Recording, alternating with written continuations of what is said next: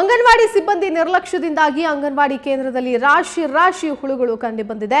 ಇನ್ನು ಅಶುಚಿತ್ವದಿಂದ ತಯಾರಿಸಿದಂತ ಊಟದಿಂದಾಗಿ 3 ಜನ ವಿದ್ಯಾರ್ಥಿಗಳು ಅಸ್ವಸ್ಥಗೊಂಡಿರುವ ಘಟನೆ ಬೀದರ್ ಜಿಲ್ಲೆಯ ಹುಮ್ನಾಬಾದ್ ತಾಲೂಕಿನ ಕಂದಗೋಳ ಗ್ರಾಮದಲ್ಲಿ ನಡೆದಿದೆ. ಅಸ್ವಸ್ಥ ವಿದ್ಯಾರ್ಥಿಗಳನ್ನು ಸ್ಥಳೀಯ ಆಸ್ಪತ್ರೆಗೆ ದಾಖಲಿಸಲಾಗಿದೆ.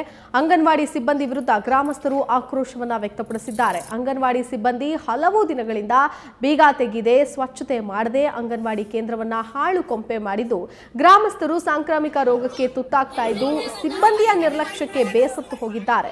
ಇವತ್ತು ಹಾಳು ಕೊಂಪೆಯಾದ ಅಂಗನವಾಡಿ ಸಿಬ್ಬಂದಿಯನ್ನ ತರಾಟೆಗೆ ತೆಗೆದುಕೊಂಡಿದ್ದಾರೆ.